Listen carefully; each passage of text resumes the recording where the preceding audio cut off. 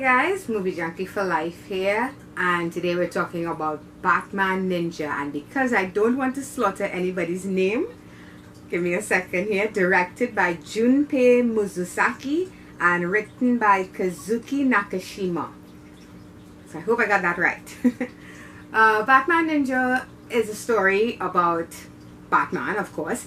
Gorilla Grodd has created this machine, and of course Batman tries to stop him.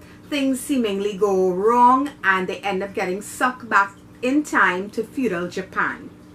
So Batman Ninja. Now this is one everybody I knew of was excited for, including myself, because when you saw the trailer, the artwork for this thing looked amazing. And who wouldn't want to see a Japanese animated version of Batman? That sounds awesome, and it's almost a no-brainer when you think about it, because if you read comics, they've done what ifs of stories where the one I remember most clearly is Batman, Superman, Wonder Woman. They all get sucked into medieval times and they all become knights. I remember that one. I don't know if anybody's ever done a Batman Ninja. I'm sure there's something like that out there. But now we have this story. First of all, from the opening scenes, I was blown away by the artwork. Everything looked like paintings come to life, and I really dug that aspect of it. From the backgrounds, if you look at the sky, it looks like a Japanese painting, but we have movement, and I thought that was visually, it grabs your attention immediately, and there's almost like a sketch-like drawing effect to the coloring and penciling they used to animate Batman and all the other characters. That was amazing. The voice work was pretty decent too. Again, I don't want to slaughter anybody's names. They do have there is an English speaking version and a Japanese version. I saw the English version, but I didn't recognize anybody except Tara Strong really from the names.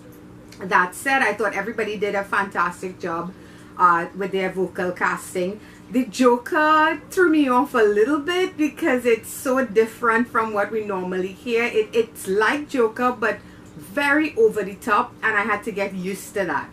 I also really love the score. Of course, it's very Japanese, and I think it fit perfectly, especially in the action sequences. The final sequence between Batman and Joker on the rooftop, that musical score was fantastic. It just lent to the energy.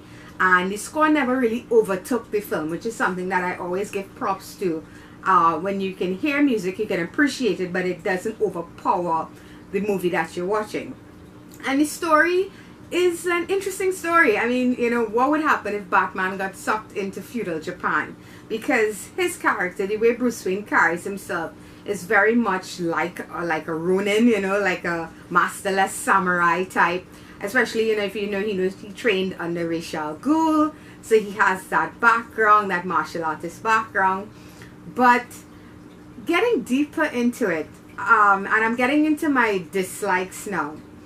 One of the things I didn't really like was the way Batman was written in this movie. It's almost like he was not as smart as we know him to be.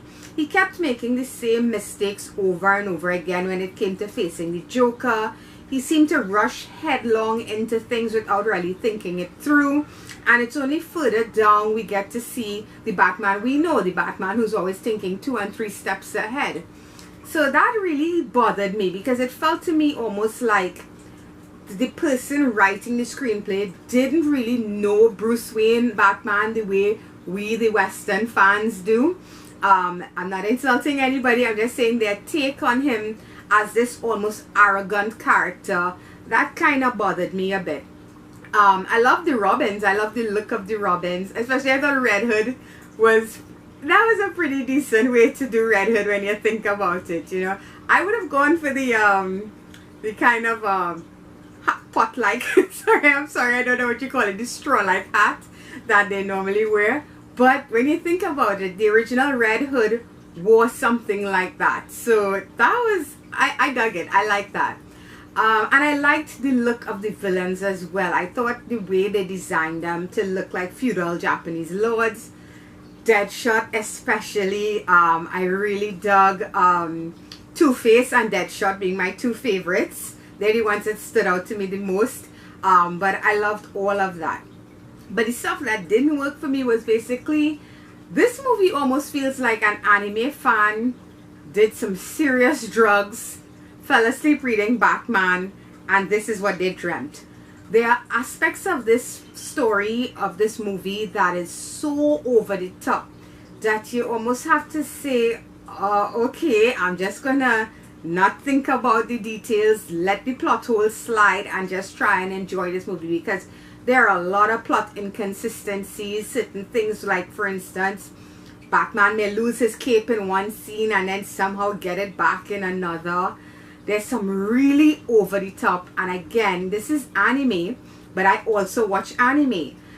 So, you know, for some people might look at it and say, well, it's Japanese anime, it's always over the top.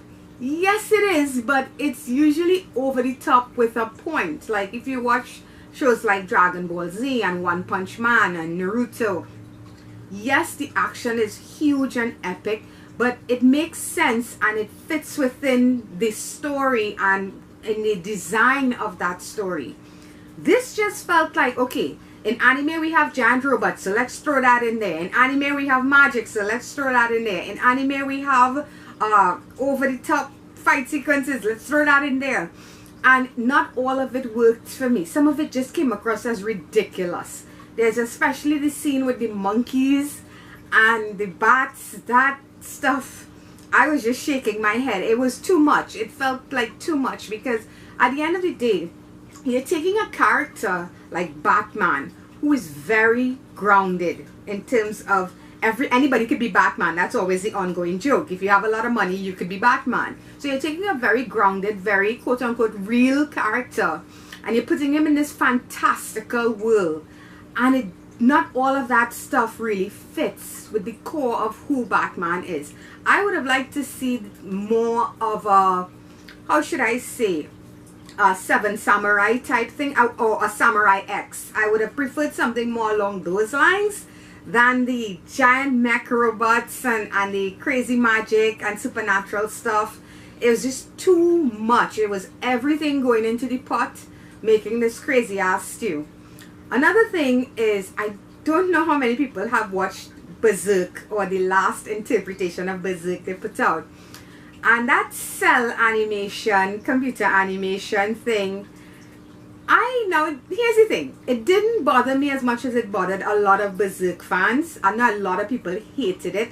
I do prefer the original type of animation. Here, sometimes it worked, sometimes it didn't. I also kind of dug what they did. There's a scene with Red Hood going after the Joker, and they do almost like a painting interpretation of that scene. The only thing is, it's a bit jarring. It seems to come out of nowhere. There's another animated movie called Dante's Inferno that does something similar to this. Every act, the art style changes. There's nothing wrong with that, but you have to keep going through with it. You don't just do it for one scene and then you never do it again. Because I thought that was the direction they were going in. They were going to give us varying Japanese art forms. And they just have that one moment, that one scene done like that, and then it goes back to how the animation was previous, that kind of Berserk style. So yeah, this for me was a bit too much stuff going on. We love anime. The Batman as a ninja works, that stuff works for me, but it was just every form or every genre of anime that they tried to push onto one film, and because of that, it spoiled the film for me. It just wasn't as good as I was hoping it would have been. So with all of that said, guys, my score on this one is going to be a 6 out of 10. Do I recommend watching it? Absolutely. Any Batman fan might get a kick out of this. And even anime fans. And just for the visuals and the art style, I recommend checking it out. Like I said, the score is really good as well. But there's a lot of stuff here that just wasn't necessary. So for me, it's a 6 out of 10. And that's going to be it, guys. So I hope you liked this video. If you did, please feel free to give me a thumbs up. It's much appreciated. If you want to subscribe to my channel, you can click on my face over there. Guys, I'm using Stardust a lot there. I'm actually very grateful to all my Stardust followers. I'm up to 1,800 followers. I don't know how that happened, but thank you. And I do a lot more there because I don't review every single movie I see on YouTube. And with Stardust, you get to do these quick 30-second reviews and you don't have to do the editing. So if you want to see other stuff that I've done, I also did all the all the Marvel movies over again on the road to infinity if you want to check out my scores on those films. And until next time, guys, bye bye.